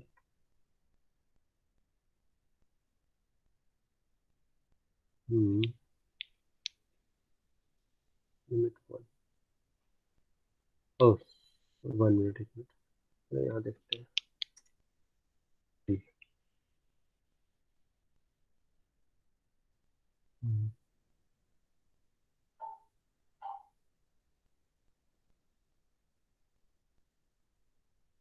कंटिन्यू, सॉरी रुक जाए 1 मिनट। अभी मैं क्या करता हूँ, लिमिट 1 लिखते हैं, एफ फिल डालता हूँ मैं, और ये 2011 को चेंज कराते हैं। अब यहाँ पे देखो, ये क्या है आपका एफ फिल। लिमिट का मतलब क्या है कि कितनी बार ये चेंज होगा, ठीक है, कितनी बार आपको रिप्लेस करेगा। तो यहाँ पर ये देखो आपके 2011 दो बार था, ठीक है, इंसेप्शन में। तो अब क्या होगा कि लिमिट 1 अगर मैंने की है तो एनएन केवल एक बार रिप्लेस करेगा, इन दोनों को रिप्लेस नहीं करेगा। ठीक, तो अब यहाँ पर देख लो आप, एनएन ने आपको एक ही बार रिप्लेस किया है, दूसरे दोनों बार नहीं किया। अगर मैं यहाँ पर करता हूँ 2, लिमिट 2 लगा देता हूँ, तो क्या होगा आपका, दोनों बार रिप्लेस कर दिया, राइट। तो इस टाइप से हम रिप्लेस फंक्शन का यूज लिमिट के साथ भी कर सकते हैं, और मेथड का यूज एफ फिल या बी फिल का भी यूज कर सकते हैं, राइट। तो इस टाइप से रिप्लेस का यूज हो गया। अब रिप्लेस को भी आप इन मेथड, इन प्लेस मेथड का यूज कर सकते हो रिप्लेस में भी। तो यही वाला सिंपल, इसको ही उठा लेते हैं हम, और इसी में इन प्लेस का यूज कर देते हैं, in place is equal to true. ठीक, ओके। तो ये आपका इन प्लेस फंक्शन आ गया, अब इसी में आप यूज कर सकते हो। ठीक, तो ये आपका इन प्लेस फंक्शन इस टाइप से यूज कर लेंगे।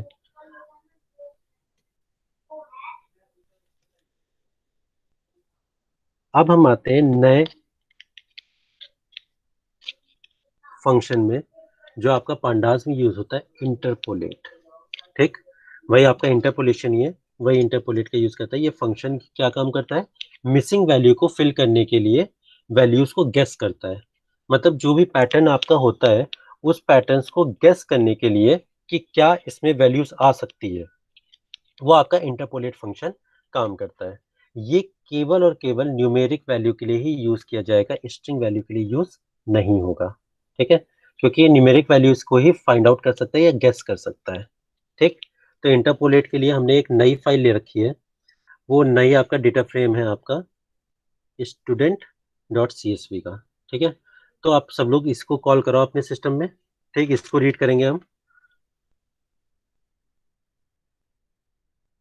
pd dot read underscore csv dot slash dot csv।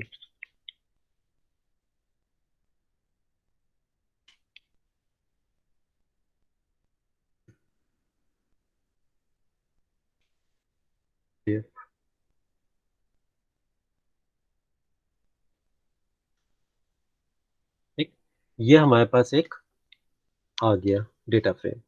अब हम यहाँ पर इंटरपोलेट फंक्शन का यूज करेंगे, हैश इंटरपोलेट। समझ में आ तो रहा है ना सभी को, ज्यादा तो नहीं हो गया?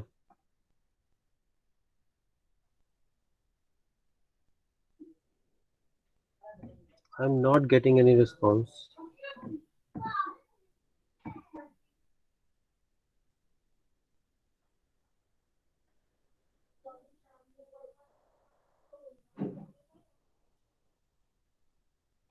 Hello, anybody is there? Yes sir. हाँ, तो इंटर अभी ज्यादा तो नहीं हुआ ना, अभी आगे कर सकते हैं? समझ में तो आ रहे हैं ना सभी को? यस सर, आ रहा है सर। Yes sir. यस चलो सर। ठीक है। तो इंटरपोलेट फंक्शन किस लिए यूज किया जाता है, आपकी न्यूमेरिक वैल्यूज में ही केवल यूज होगा, और ये जो भी वैल्यूज आपके बीच में जैसे मिसिंग वैल्यूज है, उनको ये गेस करके उसको फिल करता है। ठीक है, तो आप देख लो आपके पास नया डेटा सेट है यहाँ पर, जिसमें आपके एन वैल्यूज यहाँ पर ये है, एन वैल्यूज ये है, एन वैल्यूज ये है, ये तीनों एन वैल्यूज है, ये और ये है। ठीक है, अब इनको ये फिल करेगा अपने से गेस करके। ठीक है, तो कैसे फिल करता है ये चेक करते हैं। df डॉट इंटरपोलेट, एक सिंपल यही देखते हैं। अब यहाँ पर देखो आप क्या कर रहा है ये, 1 2 था, यहाँ पर 2 कॉलम्स खाली थे, तो इसने क्या कर दिया, 3 4 कर दिया, अपने से गेस करके जो पैटर्न चल रहा है उसके अकॉर्डिंग ये फिल कर देता है। ठीक है, फिर 5 के बाद 7 है, तो यहाँ पर 6 फिल कर दिया इसने। ठीक है, 7 8 9 10 हो गया। यहाँ पर कोई भी मिसिंग वैल्यू नहीं है। यहाँ पर ये ABCD।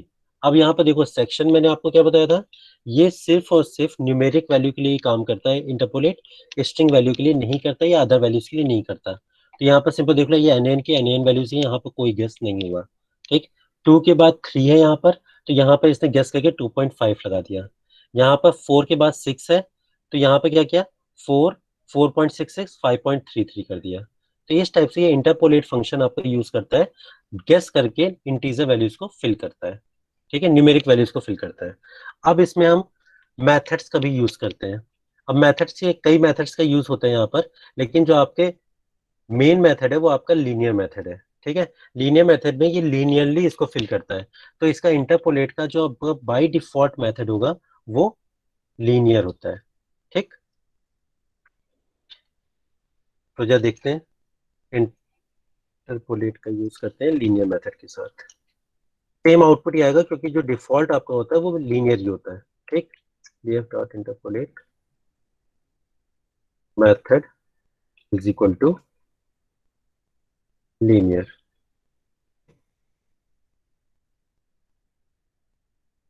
आपका ये लीनियर का सेम ही आउटपुट आ जाएगा। ठीक, अब इसके बाद क्या करते हैं हम, इंटरपोलेट में मेथड टाइम का यूज करते हैं।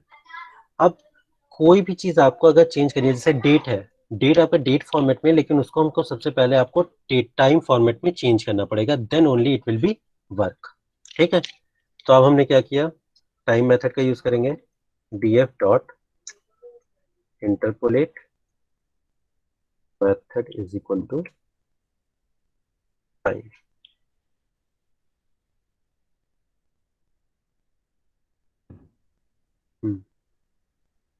Interpolate,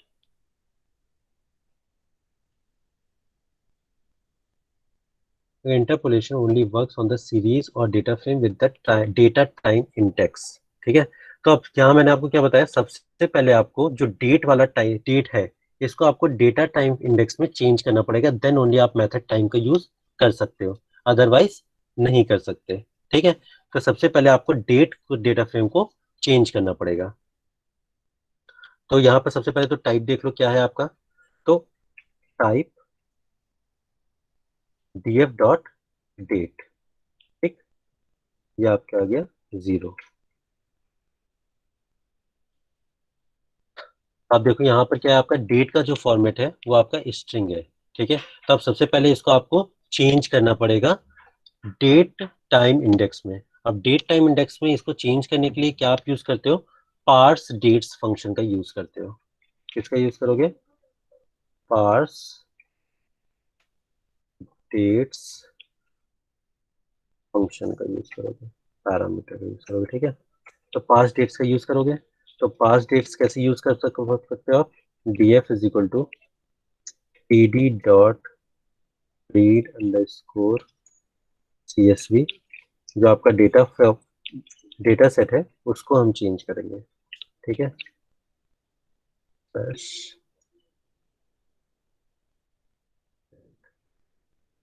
dot csv।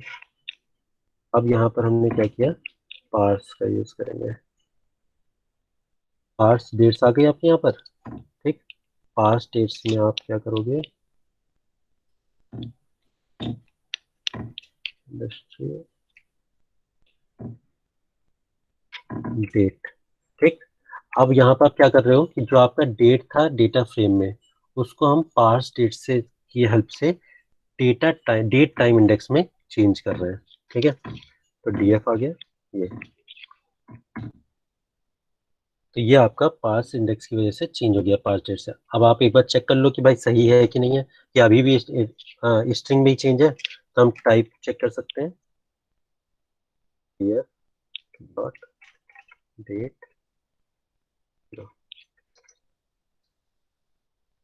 अब यहाँ देख लो आप, आपका टाइप चेंज हो गया, टाइम सिस्टम में चेंज हो गया। अब आप इसका यूज कर सकते हो डेट का, ठीक है। कब df is equal to dd dot read underscore csv dot slash student dot csv parse underscore dates is equal to date, और यहाँ किया मैंने इंडेक्स का use underscore all is equal to date, ठीक। अब इंडेक्स कॉल का क्या use करते थे, कोई बताएगा मुझे इसका काम क्या है, इंडेक्स कॉल का यूज करने का। जो हमारा इंडेक्स ये है 0 1 2 3 4 5 6 7 8 9, ये इंडेक्स हट के आपका डेट इंडेक्स में कन्वर्ट हो जाएगा, ठीक। ये आपका इंडेक्स बन गया। अब उसके बाद अब हमें कोई भी मेथड का यूज करना है, टाइम मेथड का यूज, अब आप ये काम कर सकते हो, ठीक है। तो आपको अगर टाइम मेथड का यूज करना है इंटरपोलेट में, तो सबसे पहले आपको क्या करना पड़ेगा, जो भी डेट इंडेक्स है उसको टाइम स्टैम्प में चेंज करना पड़ेगा। देन उस डेट को चेक करना, उस कॉलम को चेक करना होगा कि वो आपका इंडेक्स है कि नहीं। अगर इंडेक्स है then only you can use method time in interpolate. तो df dot interpolate method is equal to time।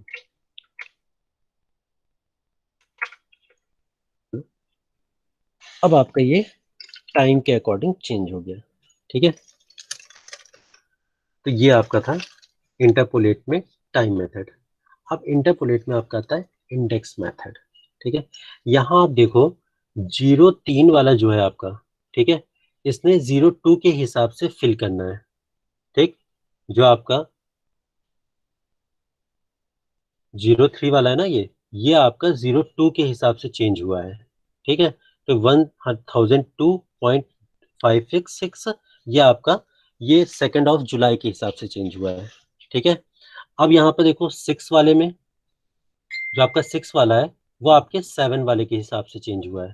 तो अब यहाँ देख लो 6 वाला जो है आपका, ये 7 था, 7 आपका 1005 था, तो ये आपका 6 जो हुआ है 1004.4 हुआ है, ठीक है। इसी तरह सेम यहाँ पर देखो आप 8 वाला जो है आपका, वो 7 के हिसाब से इसकी ये भी चेंज हुआ है। तो यहाँ पर देख लो 8 है आपका,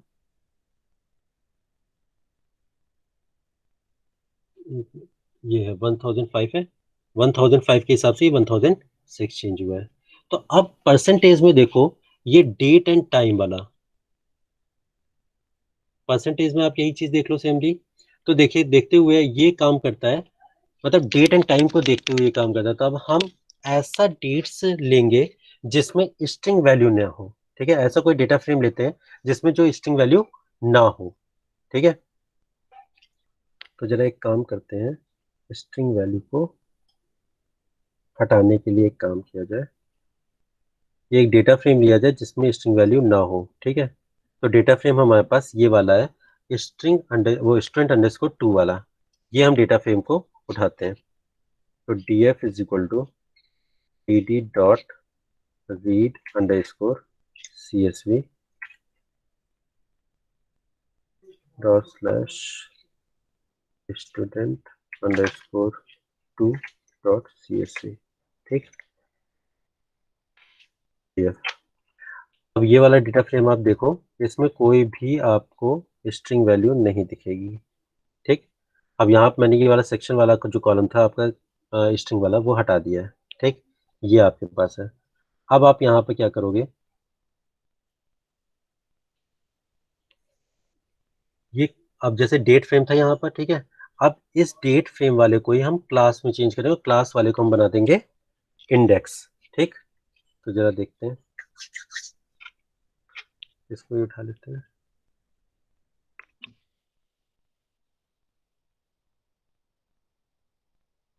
हमारा parse underscore dates is equal to date, change कर दिया। और मुझे इंडेक्स कॉल क्या चाहिए, index underscore call is equal to class. Okay, हाँ क्लास आपकी हो गई। अब यहाँ पर आप चेक करोगे मेथड इंडेक्स का यूज करेंगे, ठीक है। अब मेथड इंडेक्स में क्या होगा,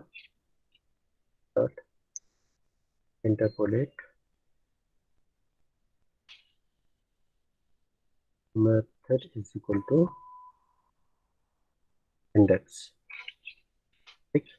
अब जो भी आपकी चेंजेस आ रहे हैं वो क्लास के अकॉर्डिंग चेंज होंगे, ठीक है। अब यहाँ पे देख लो 50 80 60 था, तो अब इसने क्लास के अकॉर्डिंग क्या किया, 11 11 11 था तो यहाँ पर 70 70 70 आ गया, ठीक है। तो इस तरीके से आपके जो भी इंडेक्स होगा उसके अकॉर्डिंग ही आपकी वैल्यूज चेंज होंगी, ठीक है। अब यहाँ पर यह देख लो, अब थोड़ा थोड़ा आपको शायद समझ में आए कि मैंने ऐसा क्यों किया। तो यहाँ पर डेट्स में देखोगे तब यहाँ परसेंटेज में उसी हिसाब से डेट्स के अकॉर्डिंग चेंज हुआ था, क्योंकि इंडेक्स आपका डेट्स थी।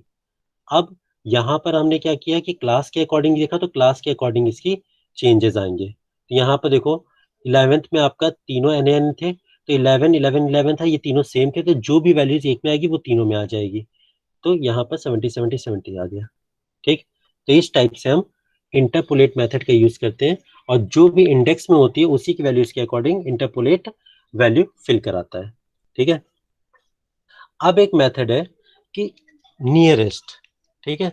तो वो जो भी वैल्यू चेंज करेगा वो नियरेस्ट अपर वैल्यू के अकॉर्डिंग कॉपी हो जाएगा, ठीक है। मतलब जो भी आपका रिप्लेस करेगा, वो जो वैल्यू देगा आपको एन वैल्यू में, वो नियरेस्ट अपर वैल्यू को कॉपी कर देगा, ठीक है। जब देखते हैं कैसे करता है, df डॉट इंटरपोलेट, एक मिनट पहले तो df को कॉल कर देता हूँ मैं।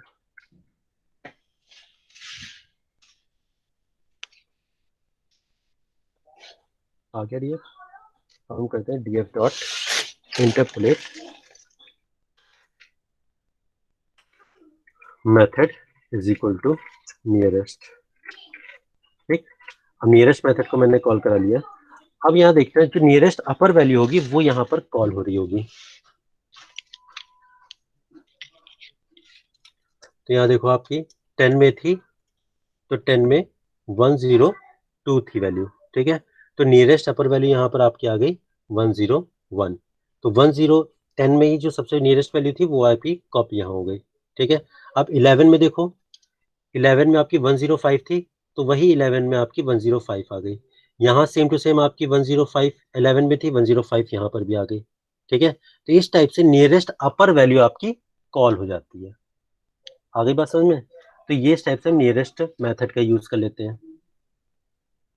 अब उसके बाद क्या करते हैं, पॉलिनोमियल का यूज करते हैं, ठीक है। अब पॉलिनोमियल का यूज करने पे क्या होता है आपका, कि जो भी वैल्यू चेंज होती है वो पॉलिनोमियल के अकॉर्डिंग होती है, ठीक है। अब पॉलिनोमियल्स में आपको ये चीज आएगी कि पॉलिनोमियल्स के अकॉर्डिंग कैसे चेंज हो जाती है, ठीक है। तो सबसे पहले तो हम डेट्स में ही पहले कॉलम्स को चेंज कर लेते हैं। जो हमारा इंडेक्स है वो मेरा अभी इंडेक्स है क्लास, ठीक है। तो अब क्लास की जगह मैं इसको डेट को ही इंडेक्स बना देता हूँ। चलो पहले इसी को कॉपी कर लेते हैं और बनाता हूँ मैं डेट को ही index.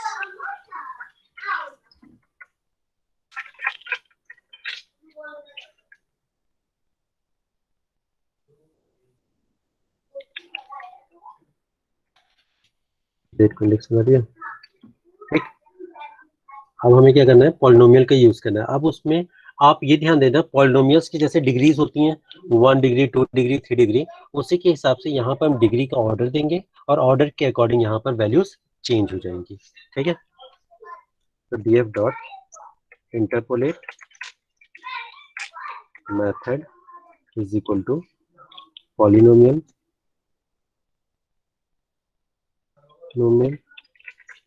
Dot order is equal to 1, ठीक। अब जरा ध्यान दे रहे हैं यहाँ पर, जो आपके एन वैल्यूज है उनकी वैल्यू पॉलिनोमियल के अकॉर्डिंग कैसे चेंज हो रही है। ये देखो, अगर यहाँ पर 101 102 था, फिर यहाँ पर 102.56 आ गया, 1004.40 आ गया। अब यहाँ यहीं पर आपने ऑर्डर 2 कर दिया तो वैल्यूज अगेन चेंज हो गई, ठीक है।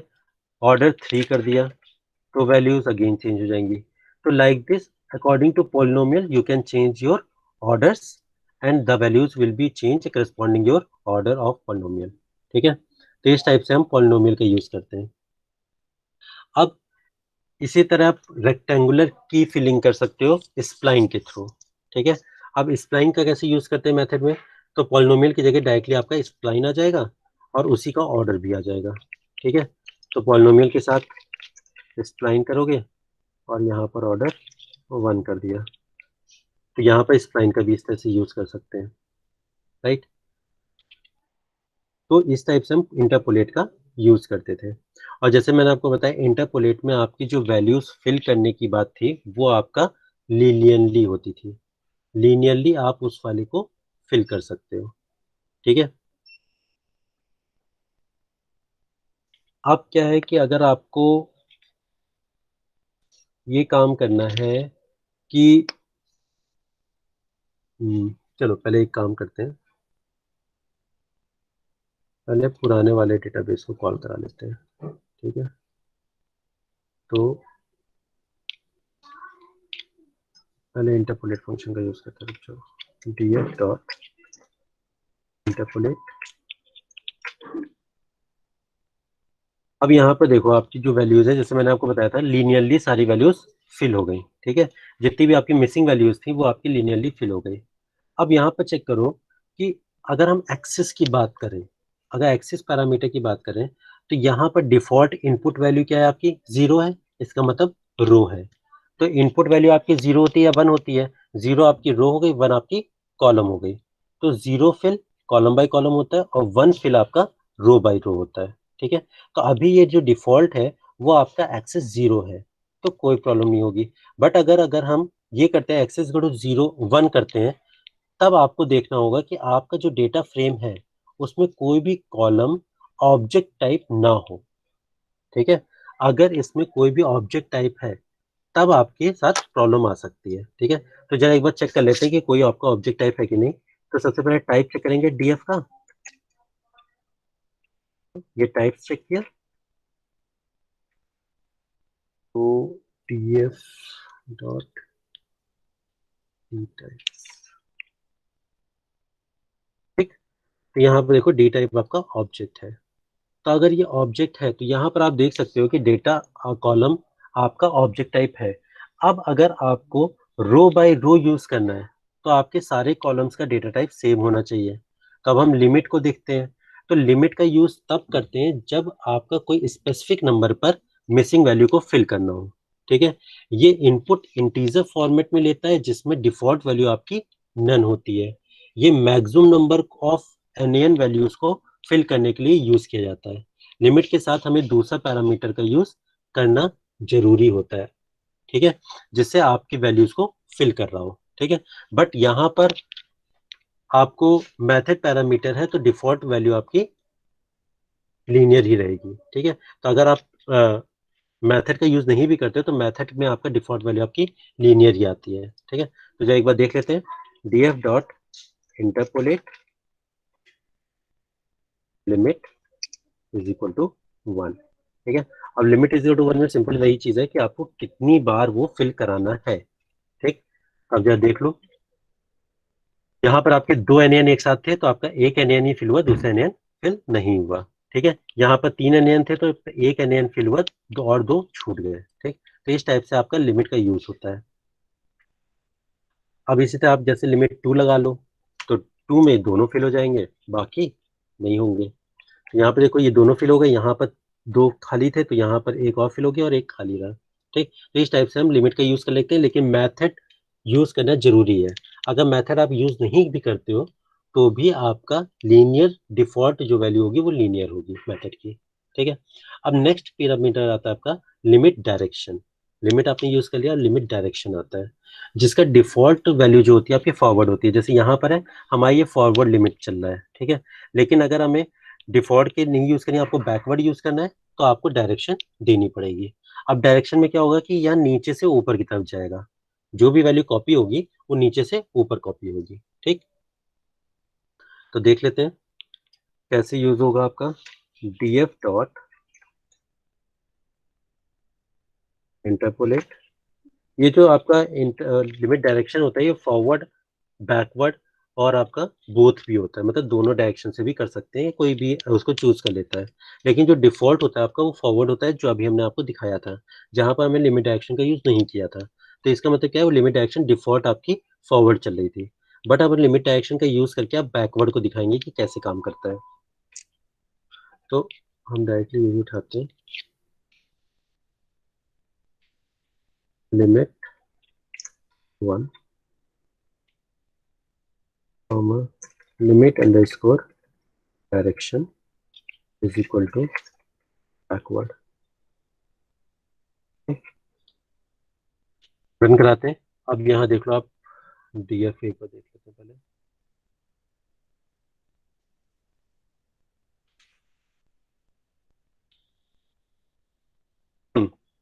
यहाँ पर आपका डीएफ है, तो बैकवर्ड में क्या मैंने आपको बताया था, 5 के अकॉर्डिंग ये चेंज हो जाएगा, बट ये चेंज नहीं होगा क्योंकि यहाँ लिमिट 1 है।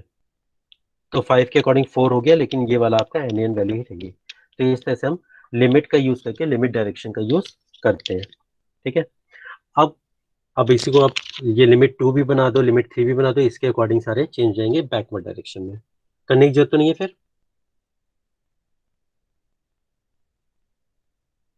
ठीक, अब यहाँ पर अगर हम बैकवर्ड का यूज करें तो बोथ, अब फॉरवर्ड तो आपका डिफॉल्ट था तो वो ऑलरेडी चल रहा था, बैकवर्ड में ये हो गया।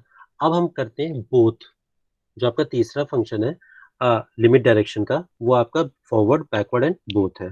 तो अब बोथ को यूज करके देख लेते हैं क्या होता है। बोथ को यूज करने पर नीचे की वैल्यू बैकवर्ड से होगी, ऊपर की वैल्यू फॉरवर्ड से होगी। ठीक है, अगर लगातार आपके दो हैं तो both।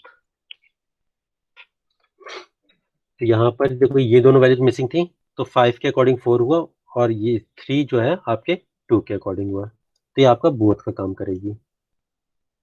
जैसे यहाँ देख लो आपके ये तीनों आपकी मिसिंग थी, तो 80 से 75 हो गया, 60 से 65 हो गया, बट ये वाली सबकी छूट गई क्योंकि लिमिट हमारा 1 है। ठीक, अब आते हैं हम लिमिट एरिया में। लिमिट एरिया में क्या होता है, लिख देता हूँ पहले, लिमिट एरिया। ठीक, अब लिमिट एरिया में आपका इनसाइड होता है, आउटसाइड होता है। ठीक है, और डिफॉल्ट में आपका नन होता है। नन का मतलब क्या है कि कोई भी रेस्ट्रिक्शन नहीं होती है, बट इनसाइड में क्या होता है, वैलिड वैल्यूज के सराउंडिंग में ही आपके एनएन वैल्यूज फिल होंगी, जिसे हम कहते हैं इंटरपोलेट होगा। और एक्स्ट्रापोलेट इसमें आता है आपका आउटर साइड में। आउटसाइड में क्या होता है कि आउट ऑफ जो आपकी वैल्यूज हैं उसके ऊपर की वैल्यूज फिल होंगी, जो कभी इसमें होता नहीं है। ठीक है, क्योंकि हम इंटरपोलेट का यूज करें तो इंटरपोलेट में इंटरपोलेट का यूज होगा, आउटसाइड का यूज नहीं हो पाता, क्योंकि इंटरपोलेट फंक्शन के साथ ही एक्स्ट्रापोलेट यूज नहीं होता। ठीक है, तो अब यहाँ पे क्या है, DF dot interpolate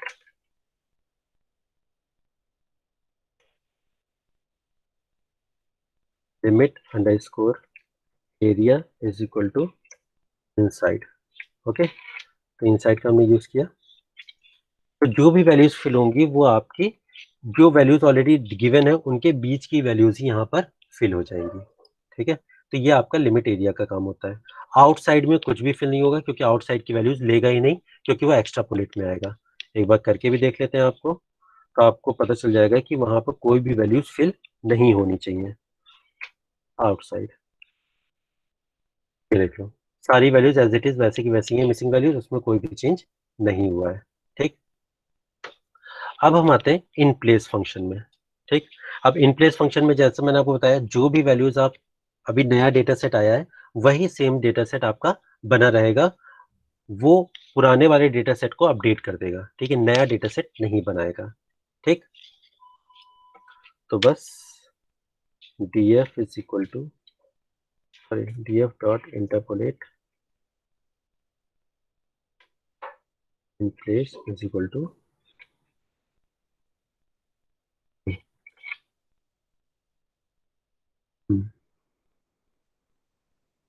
expected in place function, receive type index. Okay, ये try कर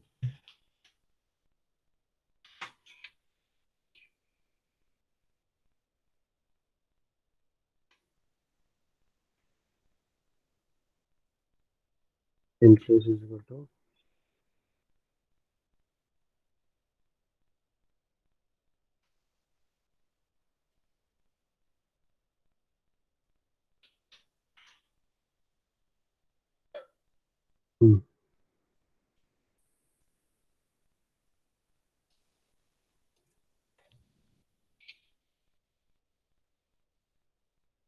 क्या करूँ? Sir T capital Oh, okay. Right, यहाँ पर आपका वही सेम डेटाबेस सेट आ जाएगा जो हम पहले यूज किया था। जो आउटसाइड का डेटा सेट होगा वही हमारा दिखेगा, df इज इक्वल टू, जो आपका डेटा सेट है वो वाला हमारा सिंपल आ गया। ठीक, तो कोई बताएगा कि मैंने अभी आपसे ये कहा था कि ये वाला जो आउटसाइड वाला डेटा सेट था वही आएगा, ऐसा क्यों नहीं हुआ? ये वाला डेटा सेट क्यों आया?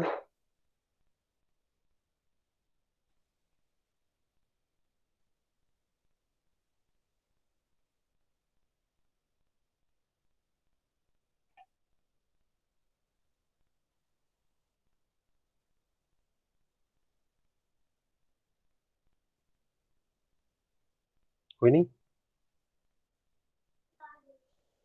क्योंकि जो आपका डेटा सेट था जो अपडेट हुआ था वो ये हुआ था। तो जो अपडेटेड डेटा सेट होता है वही आपका पुरानी वैल्यूज में अपडेट होता है। तो ये वाला डेटा सेट आपका, आप हर बार डीएफ जब आप कॉल करोगे तो यही वाला डेटा सेट आपका कॉल आएगा। ठीक है, तो अब दोबारा करके देख लेते हैं। तो वही वाला डेटा सेट आएगा जो हमारा इनसाइड में यूज हुआ था, आउटसाइड वाला नहीं आएगा क्योंकि आउटसाइड वाला कुछ अपडेट हुआ ही नहीं था। राइट, तो जो आपका अपडेटेड डेटाबेस होता है वही आपका पुराने डेटाबेस को अपडेट कर देता है, रीराइट कर देता है, आप कुछ भी कह सकते हो। ठीक है, तो ये था हमारा इंटरपोलेट। ठीक, अब और आगे चलें या यहाँ तक आज करें, कंप्लीट करें आज? सर बस बहुत है आज के लिए। ठीक है, तो इसकी जरूर प्रैक्टिस करें। इंटरपोलेट बहुत ज़्यादा जरूरी है और ज़्यादा इंपॉर्टेंट टॉपिक है ये, जो आपका आगे यूज हो सकता है ज़्यादा। ठीक है, तो इंटरपोलेट की प्रैक्टिस अच्छे से कर लेना। अगर in case you have some doubts then next lecture में पूछ लेना। ठीक है, ओके सर। अच्छा अभी कुछ जाना नहीं, मैं अटेंडेंस ले लूँ जरा पहले।